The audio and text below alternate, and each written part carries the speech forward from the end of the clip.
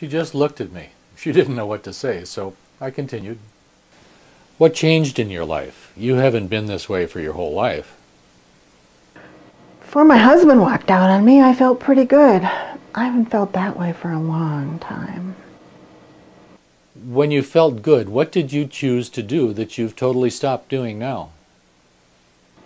I did things. I saw people. I took care of my children. I wasn't broke all the time. I had a life. That's a perfect answer, except for one little detail. You chose all those good things. You chose to have a life. Okay, but that's all gone.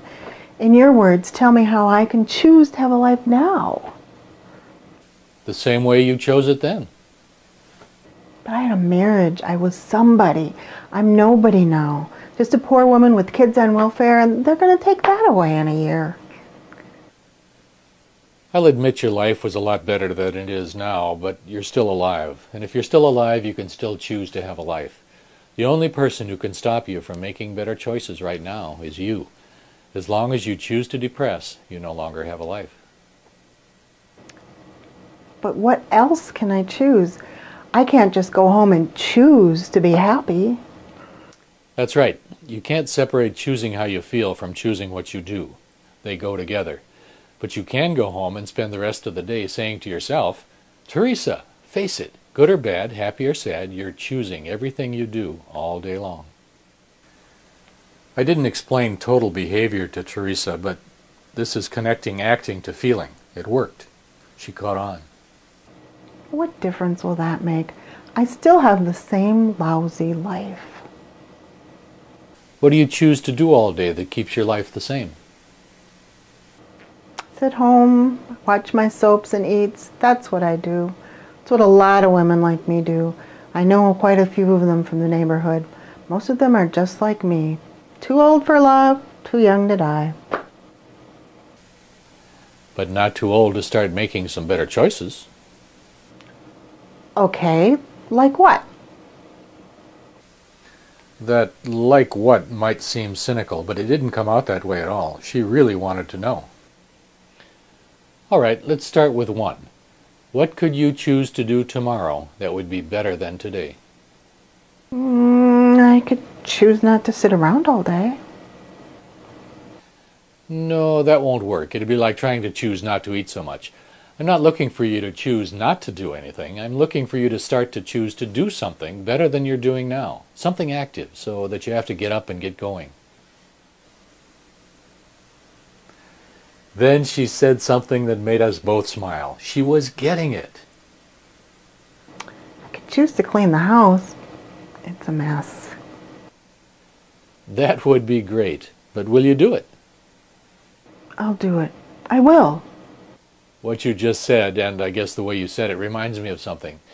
Did you ever see the movie My Fair Lady? I did. The play and the movie. I was married. I had money then. Remember when Eliza started to speak correctly? Higgins and Pickering danced and sang. Do you know some of the words to that song? She gave me a look that said she did not remember. They sang, She's Got It. By Jove, I think she's got it. Or something like that. Teresa, I think you've got it. So tell me, what do you know about everything you do? What do we all do before we do anything? She smiled, and after a moment of thought, she kind of sang, Choose it, by Jove, I think we choose it. Will you call me after you clean the house? In fact, anytime you choose to do anything all week, call me and leave a message on my machine. Leave your number and I'll find the time to call you back. Can you come next week at the same time? Teresa came quickly to the understanding that she is choosing all she does, but even that doesn't mean she's ready to act on this knowledge. In therapy, you can't predict how long it will take to get a client to this point. If I stick doggedly to the way I'm dealing with Teresa, I would say no more than 3 sessions. After this session, I waited a few days, and then I talked at length to Janet. I told her what I did with Teresa and that she had called me twice to tell me she had chosen to do something constructive. She still didn't sound happy, but there was less evidence of the depression she had come in with. I told Janet what Teresa had said, too old for love, too young to die. A while later, I was speaking with Janet, Teresa's social worker. I asked her if she had read The Divine Secrets of the Ya-Ya Sisterhood. She replied with enthusiasm that she had read it and loved it. I then asked, I wonder if you'd be willing to start a Ya-Ya sisterhood with some of our clients. They're alone too much. They're ashamed of being on welfare and how little they're doing with their lives. I've heard that the Ya-Ya idea is taking hold in a few places. Why not with Teresa and some of our other clients? They're still stuck in the idea that they need a man for love. We need love, but we need it from any source we can get it.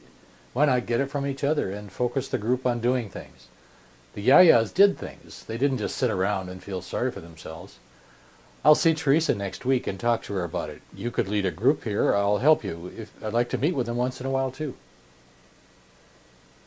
Janet then told me that she had been thinking about doing just that. She then made a commitment to look into her caseload to find a compatible group to work with the Ya-Ya idea.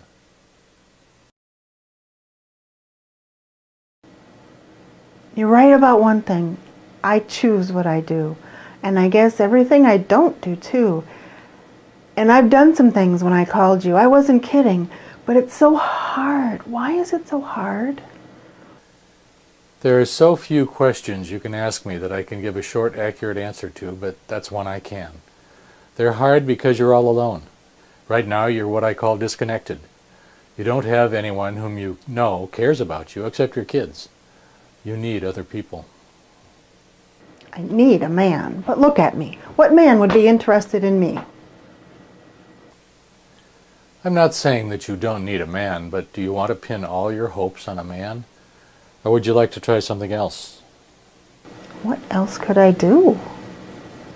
I have a book here. It's my book, but I've read it.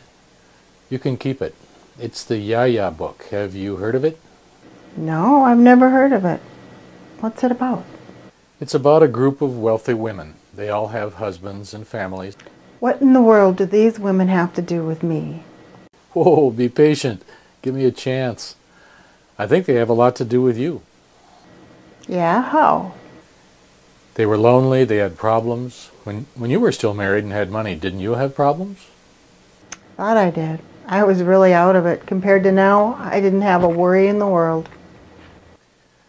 Well, we know it's now we have to deal with, and I'd like you to read this book. Then, if you're interested, Janet and I would like your help to start a Ya-Ya group.